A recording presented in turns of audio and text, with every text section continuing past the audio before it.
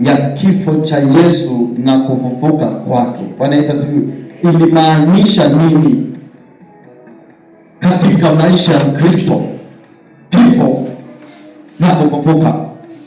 Maana hakufa akasalia kaburini, alikufa na kisha akafufuka. Kufufuka inamaanisha nini na kifo kinamaanisha nini? Bwana Yesu asifiwe. Kama unaandika, utaandika hivi: kifo cha Yesu Kristo kilimaanisha upatano kati ya wanadamu na Mungu. Kifo cha Yesu Kristo kilileta upatanisho kati ya mwanadamu na Mungu. Yesu asingekufa, tusingepatanishwa na Mungu. Kifo cha Yesu kilifanyika baraka kwa Kristo, kwa mwamini. Bwana Yesu asifiwe. Upatanisho. Tuangalie katika kitabu cha Wakolosai 1 na ule mstari wa 20. Tuone Biblia jinsi ambavyo inatueleza juu ya kifo cha Yesu Kristo. Nitasoma Wakolosai 1 mstari wa 20. Na kwa yeye kuvipatanisha vitu vyote na nafsi yake, akiisha kufanya amani kwa damu ya msalaba wake, kwa yeye, ikiwa ni vitu vilivyo juu ya nchi au vilivyo mbinguni. Mstari wa 21, na nyinyi mliokuwa hapo kwanza mmefarakanishwa tena adui katika nia zenu kwa matendo yenu mabaya, amewapatanisha sasa katika mwili wa nyama yake kwa kufa kwake, ili awalete nyinyi mbele zake watakatifu, wasio na mawaa wala lawama. Bwana Yesu asifiwe. Mstari wa 21 unatueleza kwamba na nyinyi mlikuwa hapo kwanza mmefarakanishwa. Hapo kwanza tulikosana na Mungu toka shamba la Edeni. Adamu alivyokosana na Mungu, kila mwanadamu aliyezaliwa nyuma ya Adamu alizaliwa akiwa amekosana na Mungu. Na Mungu kwa kutupenda, Mungu kwa kutujali, Mungu kwa kutakia mema, akamtuma Yesu Kristo afe pale msalabani ili awe yeye ni mpatanishi. Yeye ndiye anayetuongelea kwa Mungu. Damu yake kumwagika msalabani ilimwagika ili damu ile itutetee. Yesu akawa mtetezi wa kila muamini. Mimi na wewe tumeamini Yesu Kristo, yuko mkono wa kuume wa Baba akikutetea mpaka uweze kufika katika uzima. Maandiko inasema kwamba tulifarakana, tulikuwa na nia ya matendo mabaya, tulikuwa hatuyapendi mema, lakini kwa kufa kwa Yesu Kristo ulitufanya sisi nia zetu zigeuke, nia zetu zimwelekee Mungu, mioyo yetu imwelekee Mungu, mioyo yetu impende Mungu. Kwa hivyo kifo cha Yesu, kazi moja ya kifo cha Yesu ilifanya msalabani ni kukupatanisha nafsi yako na Mungu. Nafsi yako na Mungu zilikuwa zimekosana. Usingeweza kuomba Mungu akusikie, usingeweza kuomba Mungu akujibu. Mungu ni ngumu sana angekufikia, lakini leo kwa sababu umepatanishwa, ule uadui umeondoka kwa kifo cha Yesu.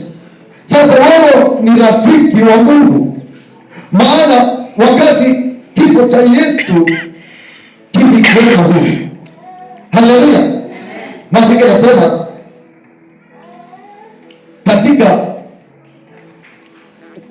katika nia zenu kwa matendo yenu mabaya. Nia zetu zilielekea mambo yasiyopendeza Mungu. Nia zetu zilituelekeza kwa tabia zisizopendeza Mungu. Lakini kwa kule kufa kwa Yesu kulifanya nia ya mwili na matendo ya mwili yakafa, ili Roho wa neema aishi ndani yako, apate kukuongoza kuyatenda mapenzi ya Mungu. Na maandiko yanasema amewapatanisha sasa. Sasa tumepatanishwa, maana Yesu amekufa, amefufuka. Yesu amekufa, ameenda kukutetea mbinguni. Yesu amekufa, damu yake imefanyika msaada, maana inakutetea kila kuitopo leo.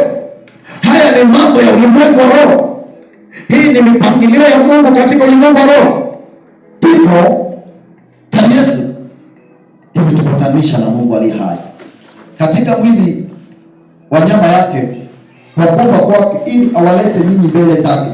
Asingekufa, kusingekuwa na wakutupeleka mbele za Mungu, lakini kwa sababu alikufa na akafufuka, kulikuwa na nafasi ya kutupeleka katika ulimwengu wa roho mbele ya Mungu. Amwambie Mungu, hawa ndio niliowafia msalabani. Hawa ninakuomba Bwana uwapende kama ulivyonipenda mimi. Hawa Bwana ninaomba uwapokee kama ulivyonipokea mimi.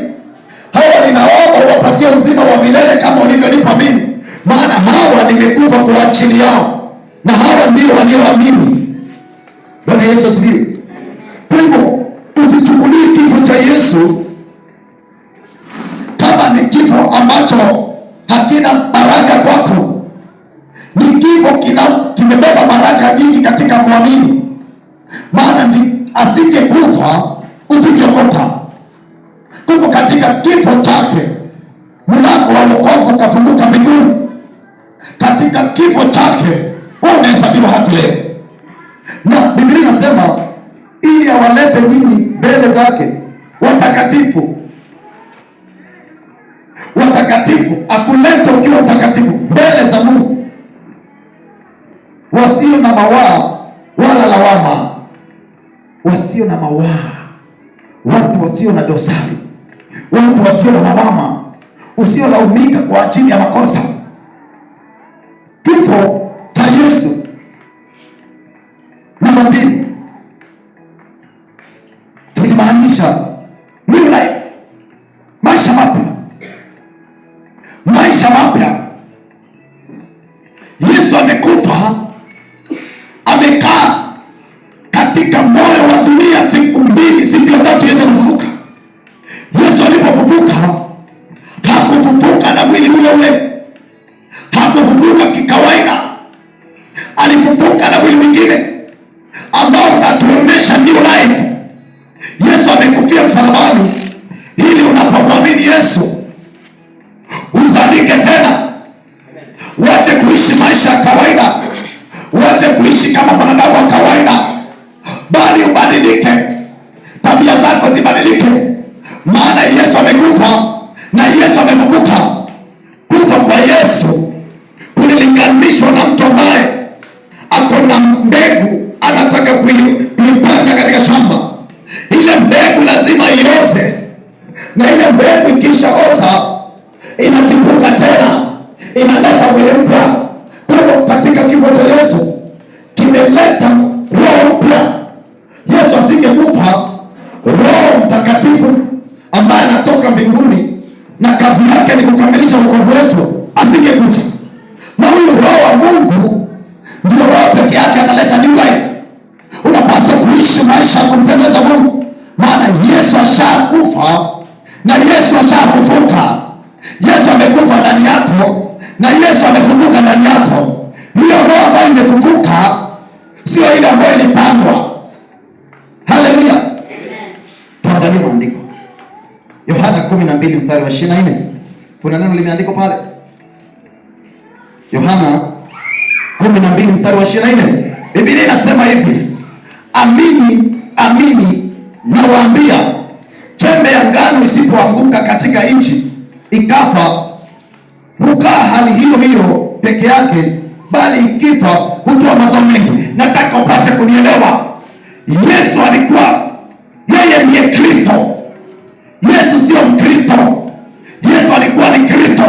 Kwa hivyo kulikuwa na Kristo mmoja duniani, lakini yeye alikuwa ni master. Maandiko yanasema kwamba akawaambia wanafunzi, na iwe hivyo na iwe hivyo. Ndio tafsiri ya neno amini amini nawaambieni, chembe ya ngano isipozikwa katika mchanga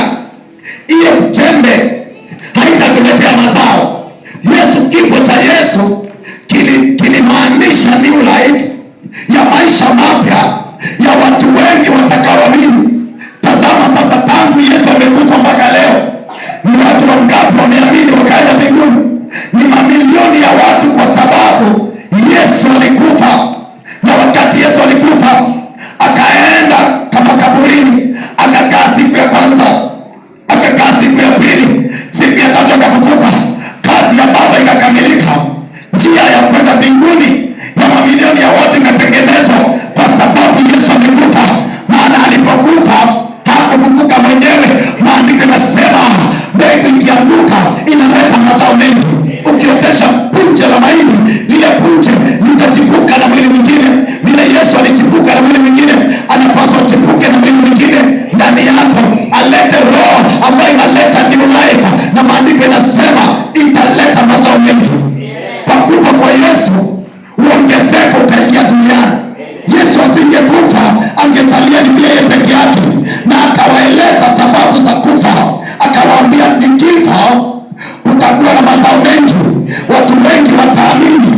Watu wengi sasa, kwa sababu niliwafia watu wengi, watakapoamini mbinguni kutakuwa na mabilions of Christians, kwa sababu Yesu alikufa.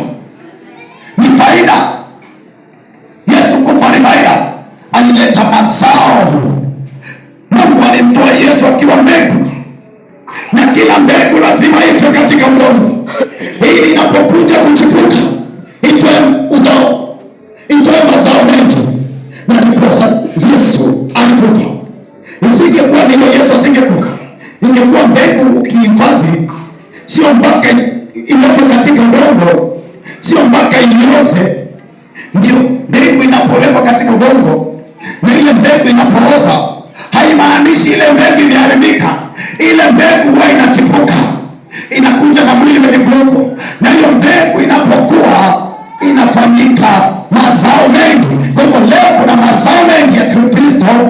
Kuna watu wengi wamemwamini Yesu kwa sababu Yesu alizikwa, kwa sababu Yesu alikuwa kaburini. Kwa hivyo kuna faida na Yesu Kristo kuwa kaburi katika kaburi, maana sisi tulipatikana. Maana Yesu alikufa. Asingekufa tusingechipuka. Maandiko yanasema na siku ya tatu makaburi yakapasuka, makaburi yakapasuka, watu wakatoka makaburini, kwa sababu na wao walikuwa wamezikwa kama Yesu. Roho ya Yesu ikaingia ndani yao, roho ya maisha mapya ikaingia ndani yao, wakatoka pale. Maandiko yanasema wakarudi kwa nyumbani. Yesu akarudi nyumbani na watu wakarudi nyumbani, maana walikufa na mwenye uhai aliwatokea katika mauti, akaondoa mauti. Kifo cha Yesu, maana ya tatu, kilitengeneza njia ya kwenda mbinguni. Kulikuwa hakuna njia. Mwanadamu ilikuwa ni ngumu. Yale mateso aliona Yesu ameteswa. Yesu aliteswa mateso kwa sababu Yesu asingeteswa. Mimi na wewe ni wenye tupasa tuteswe ili kwenda mbinguni. Mungu alifanya kumtuma Yesu atutengenezee njia ya wepesi, maana ingetupasa tunapita msalabani ndio tuweze kwenda mbinguni. Lakini Mungu kwa kutupenda akatuondolea yale yote ya msalaba, akatuondolea kupigiwa misumari, akatuondolea kuvikwa taji la miiba, akatuondolea kupigwa mijeledi, ili mimi na wewe tupate urahisi wa kwenda mbinguni. Maana kwa wokovu kulikuwa na mateso mengi. Yesu kwenda msalabani, alienda ili mlango wa wokovu ufunguke. Alienda ili njia itengenezwe, ili Wakristo wapate njia ya kwenda katika ufalme wa Mungu. Asingeenda msalabani, hakungekuwa mwanadamu angestahimili mateso yale. Hakungekuwa mwanadamu anajitoa mwanga, maana Yesu alijitoa mwanga aponye watu wengi, ili watoto wako waokoke. Mzazi ndiye alienda msalabani, ulipia watoto wako gharama, na kuna wazazi wangeogopa. Kuna watu wangesema hapana, ni ngumu, singeweza. Lakini Yesu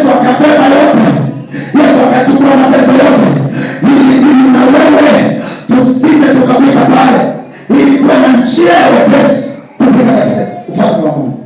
Tuangalie katika kitabu cha Waebrania. Waebrania 10 mstari wa 20. Nitasoma. Biblia inasema njia ile aliyotuanzia iliyo mpya, iliyo hai, ipitayo katika pazia, yani mwili wake. Njia hii alituanzia pale msalabani. Hii njia ni Kristo. Maandiko yanasema njia hii aliyetuanzishia njia mpya, njia iliyo hai. Yesu ndiye aliyekuwa hai, Yesu ndiye aliyekuwa hai, na Yesu ndiye atakayeishi akiwa hai. Maana maandiko yanasema hii njia iko hai. Njia hii utafikia katika ulimwengu hai. Yesu ndiye hiyo njia. Mtu akifuata msalaba wa Yesu, mtu akitazama pale msalabani, picha ya kwanza itakuja kwako ni mateso ya Yesu, ni kilio cha Yesu alicholia. Baadaye utaona amekufa. Atakapokufa mbingu zitafunguka, mbingu zitakupokea. Ukiamini kwamba Yesu alikufa akafufuka, wewe ni mwana wa Mungu. Kwa kuamini tu Yesu alikuja katika mwili na akaishi miaka 33 katika mwili. Baadaye Yesu akateswa, baadaye Yesu akafa, baadaye Yesu akafufuka. Hiyo ndio imani inahitajika katika ulimwengu. Hiyo imani ndio kila mwanadamu anapaswa kuamini hivyo. Na yeyote asiamini kwamba Yesu alikuja katika mwili, Yesu alikaa duniani katika mwili, Yesu aliteswa na akafa, huyo ndiye mpinga Kristo. Mpinga Kristo ni mtu yeyote asiamini kwamba Yesu alikuja katika mwili, kwamba Yesu alikaa katika ulimwengu huu, kwamba Yesu aliteswa msalabani na baadaye akafa. Kile kifo kilitupa njia. Asingekufa tusingekuwa na njia, asingekufa tusingemwamini. Leo hii tunamwamini kwa sababu alikufa na akafufuka. Kule kufufuka nimekuambia kuna maanisha new life, kuna maanisha maisha mapya. Mtu mpya amefufuka, roho mpya imefufuka ndani yake, roho ya mzigo wa milele imefufuka ndani yake, roho isiyoshindwa, roho ya kurithi mema, roho ya matendo mema ilifufuka. Inamaanisha new life. Amen. Tuangalie jambo la 4. Kifo cha Yesu kilileta mamlaka ya utawala ulimwengu wa roho. Bwana Yesu asifiwe. Ukisoma Mathayo 28 na mstari wa 18, nasema nimepewa mamlaka yote mbinguni na duniani. Baada ya Yesu kufa, baada ya Yesu kukamilisha kazi ya ulimwengu, baada ya Yesu kufanya kazi ya Baba na kuikamilisha salama, maandiko yanasema akaenda mbinguni. Baba akamvika mamlaka. Yesu akashuka kutoka mbinguni katika ulimwengu wa roho, akaja kutafuta mitume, akawaambia nimepatiwa mamlaka yote. Mbinguni ni mimi natawala, duniani ni mimi natawala, na kuzimu ni mimi natawala. Asingekufa, asingepata mamlaka, na yale mamlaka amenipa mimi na wewe, yale mamlaka ameniachia mimi na wewe. Tuko na uwezo wa kutawala pamoja na Kristo. Amen. Kuna jambo ambalo hamlijui. Mwanadamu ako na sifa kubwa kuliko malaika, kwa sababu Yesu ni mwana wa Adamu na Yesu ndiye anatawala mbinguni. Haleluya. Yesu ndiye anatawala mbinguni. Yesu akisema, akiambia malaika mtafanya hivi, mtalinda Wakristo walio duniani, mtaachilia nguvu ya kwenda kuwatafuta waliopotea katika dhambi. Wale malaika wanatii na malaika wanafanya vile Yesu anavyosema. Maana yeye ndiye anatawala. Hakuna mamlaka ya kumshinda ibilisi, hakuna mamlaka ya kushinda waganga na wachawi, maana yeye amepewa mamlaka yote. Kifo chake kinamshindisha. Maandiko yanasema malipo ambaye Baba alimwahidi Yesu kwamba akishinda kifo na mauti, maana kifo ndiye adui wa mwisho, ataketi mkono wa kuume wa Mungu Baba.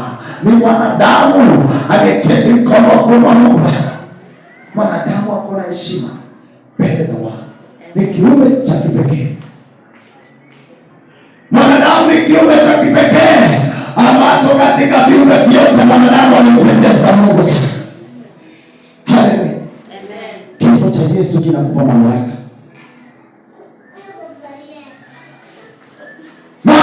unapoamini Yesu amekufa na amefufuka, unapata access ya kutumia jina lake. Unaposema katika jina la Yesu, mapepo yanaanza kuondoka. Unaposema katika jina la Yesu, watu wagonjwa wanaanza kupona. Maana yale mamlaka yanaanza kufanya kazi katika ulimwengu wa roho, na kilichokuwa kinaonekana kiwezekane kinaanza kuwezekana. Maana kuna mamlaka. Maandiko yanasema katika kitabu cha Luka 10:19, maandiko yanasema nimewapa amri ya kukanyaga nyoka na nge na nguvu zote za yule mwovu, na hakutakuwa na kitu kitakachowadhuru. Wakati Yesu amekufa, ameleta mamlaka kwa wanadamu. Sasa wewe ambaye umeokoka na mimi ambaye nimeokoka, haijalishi uko katika nchi gani, ikiwa tuko na imani moja, tumepokea mamlaka haya. Tumepokea mamlaka haya ya utawala katika ulimwengu wa roho. Hatutembei kwa kuogopa, hatuna hofu, maana tuko na Mungu. Hatuna mashaka, maana tuko na Mungu. Maana Yesu alikufa na Yesu amefufuka na yuko mkono wa kuume wa Mungu Baba, na yeye ndiye anayetawala. Shetani hakuna chochote atakachoweza kufanya, maana tuko na Mungu ambaye anatawala. Maandiko mengine na tafsiri Yesu kama ndugu yetu. Yesu ni ndugu yetu mkubwa. Sasa hebu tazama hiyo picha. Yesu ni ndugu yako mkubwa, na Yesu akiwa ndugu yako mkubwa, Yesu anakupenda. Ndugu yako mkubwa anakutakia mema. Ndugu yako mkubwa anataka uende mbinguni. Ndugu yako mkubwa anataka ulindwe. Ndugu yako mkubwa anaongea kwa Baba ambaye ni Mungu aliyeumba mbingu na nchi. Anamwambia habari ya ndugu zake wadogo. Hakuna jambo litakaloshindikana, maana tuko na ndugu yetu katika ufalme wa Mungu. Ndugu yetu anasema, ndugu yetu anatutetea, ndugu yetu anatupigania vita. Shetani akitupangia mabaya, ndugu yetu mkubwa anasema hapana, hawa ndugu zangu wadogo nataka waje katika ufalme wangu. Haleluya. Bwana Yesu asifiwe. Nataka tumalizie katika kitabu cha Warumi 14:9. Warumi 14:9 mtamalizia pale. Biblia inasema hivi: maana Kristo alikufa akawa hai tena, kwa sababu hii hawamiliki waliokufa na walio hai pia. Elewa, waliokufa wanataka kumilikiwa. Kwa nini? Bwana Yesu asifiwe. Amen. Waliokufa hawahesabu kama nini? Anawahesabu kama roho. Roho iliyokufa lazima imilikiwe. Lazima roho zilizokufa zidhibitiwe katika ulimwengu wa roho. Maana zile roho zilizokufa zisipodhibitiwa na Yesu zitakuja kusumbua wanadamu. Na ndipo maandiko yanasema hakuna uhusiano kati ya waliokufa na walio hai.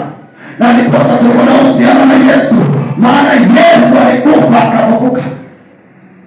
Nani mwingine ambaye alikufa akafufuka isipokuwa wale Yesu aliyofufua kwa kutaka kwake? Maandiko yanasema Yesu alikufa, sasa yu hai. Awamiliki. Kumiliki ni utawala. Awatawala walio hai na waliokufa.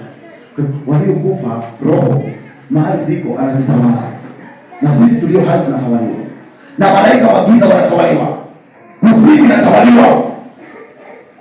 Kwa hiyo usiishi kwa mashaka, maana kifo cha Yesu kinanena mema. Kifo cha Yesu kinaleta ushindi. Kifo cha Yesu kimekupa nafasi mbinguni. Kifo cha Yesu na mateso ya Yesu yalikuondolea usiteseke. Kwa hivyo Yesu amefanyika baraka kwa kila mwamini. Kwa hivyo sitaendelea zaidi hapa. Mungu abariki maandiko yake. Amen.